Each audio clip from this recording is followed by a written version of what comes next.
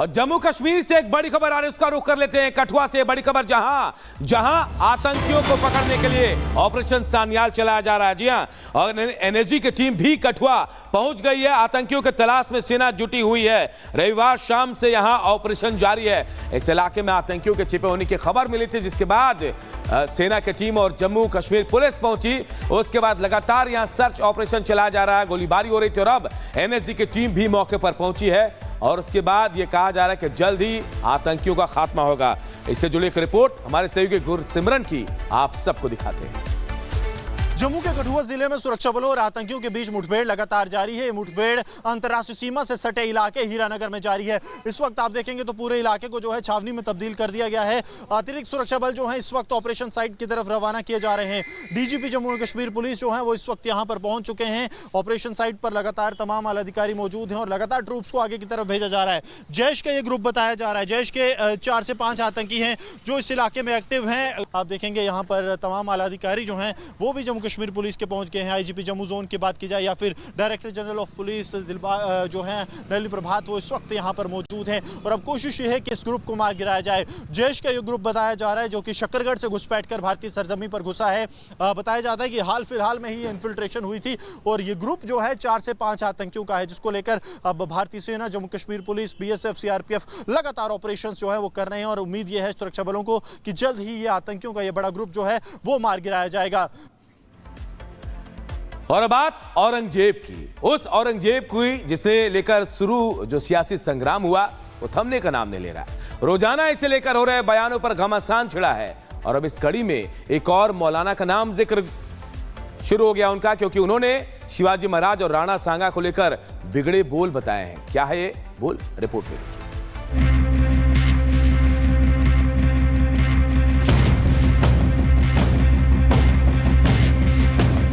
देश की सियासत में औरंगजेब को लेकर घमासान छिड़ा है। औरंगजेब की कब्र से शुरू हुए बवाल में अब राणा सांगा और बाबर की भी एंट्री हो गई है। सपा सांसद के राणा सांगा को गद्दार करने पर गरमाई सियासत अभी ठंडी भी नहीं हुई थी कि एक बार फिर इस मामले ने तूल पकड़ लिया है। सपा के महाराष्ट्र अध्यक्ष अबू आजमी के बाद अब मौलाना साजिद रशीदी ने भी औरंगजेब की तारीफ में कसीदे गढ़े। उन्होंने न सिर्फ औरंगजेब को महान बताया बल्कि उसका गुणगान करने से भी नहीं चूके।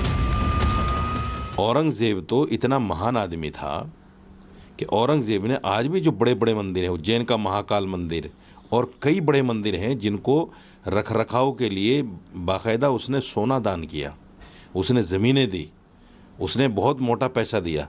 बल्कि कई मंदिर तो ऐसे हैं जिसको उसने बाकायदा बनवाया। सवाल ये है कि ऐसे महान आदमी को अगर उसका चीर हरण आप करोगे, मैं चीर हरण इसको कह रहा हूँ, चीर हरण अगर आप करोगे तो हिस्ट्री भी आपको माफ नहीं करेगी। अब साजिद रशीदी को अपने जिस सियासी चश्मे से औरंगजेब महान दिख रहा है, वहीं उसे छत्रपति शिवाजी महाराज की कोई उपलब्धियां नजर नहीं आ रही। शायद तभी वो शिवाजी महाराज पर विवादित बयान देने से भी गुरेज नहीं कर रहे। शिवाजी महाराज ने कई मराठे रजवाड़ों को मारकर, उनका कत्ल करके, उनकी सल्तनतों को छीन के जब अपना वर्चस्व बढ़ाया है। बोलेगा कोई इस बात को? नहीं बोलेगा। दूसरे ये है कि शिवाजी महाराज की बहुत ज़्यादा उपलब्धियां नहीं हैं जो आज उसको इतना बड़ा बताया जा रहा है। अगर हिस्ट्री में आप सही पढ़ोगे तो उनकी बहुत कुछ उपलब्धियां नहीं मराठों के लिए। सिर्फ शिवाजी महाराज ही नहीं, राणा सांगा पर भी मौलाना साजिद रशीदी के बिगड़े बोल सामने आए। और तो और उन्होंने मुगलों के पहले शासक बाबर के भारत आने के पीछे राणा सांगा का हाथ होने का दावा तक कर दिया कि राणा सांगा जो था, इसमें कोई दो राय नहीं है कि लोधी वंश को खत्म करने के लिए बाबर को राणा सांगा ही लाए थे। तो सुना आपने, अब मौलाना साजिद रशीदी के शिवाजी महाराज और राणा सांगा पर विवादित बोल के बाद यह घमासान थमता दिखाई नहीं दे रहा। ऐसे में आने वाले दिनों में इसे लेकर सियासी सरगर्मी बढ़ना तय माना जा रहा है। Bureau report, Republic Bharat. और उत्तराखंड से एक बड़ी खबर इस वक्त आ रही है। उत्तराखंड में भीषण आग का तांडव देखने को मिला है। एक दुकान में आग लगी और आग से लाखों का नुकसान हो गया। दमकल विभाग ने हालांकि आग पर काबू पा लिया। आग से इलाके में हड़कंप मच गया। आग लगने के कारणों की फिलहाल कोई जानकारी नहीं मिल पाई है। तो उत्तराखंड के हरिद्वार से खबर आई, जहां पर एक दुकान में भीषण आग लगी। दुकान में आग से लाखों का नुकसान हो गया। दमकल विभाग ने हालांकि आग पर काबू पा लिया, लेकिन इस आग से पूरे इलाके में हड़कंप मचा रहा। आग लगने के कारणों की फिलहाल कोई भी जानकारी नहीं मिल पाई है। तस्वीरें में आपको दिखा रहे हैं बीच बाजार है दुकान जहां आग लगी। हालांकि आग लगने के कारणों का पता नहीं चल पाया, लेकिन लाखों का नुकसान इस आगजनी में हुआ है। फायर ब्रिगेड की टीम ने किसी तरह आग पर काबू पा लिया। हरिद्वार की खबर और तस्वीर हम आपको इस वक्त दिखा रहे हैं।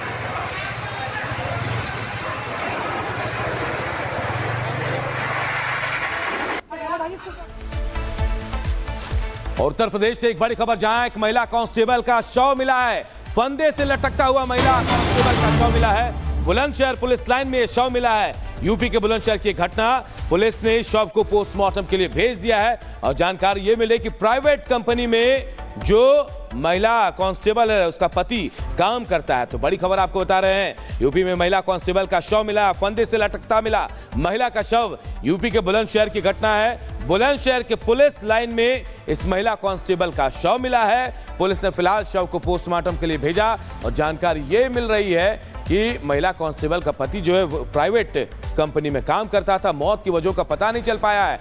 फिलहाल पुलिस पूरे मामले की छानबीन कर रही है।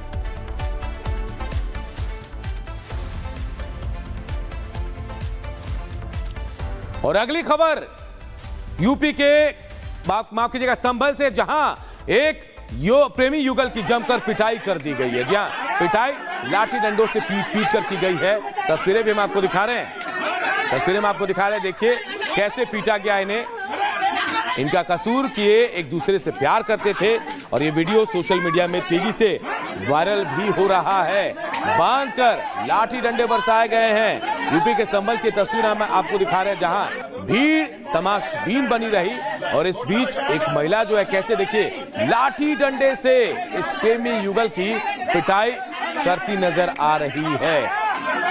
और ये तस्वीरें सोशल मीडिया पर तेजी से वायरल भी हो रही हैं। तस्वीरें हम आपको दिखा रहे हैं, आप देखिए।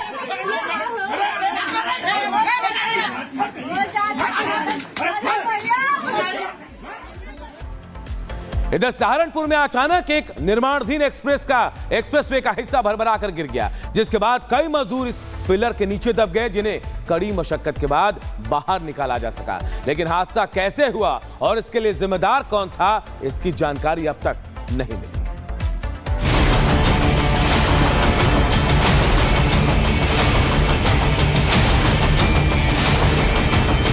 दिल्ली देहरादून एक्सप्रेसवे के निर्माण कार्य के दौरान बड़ा हादसा हो गया।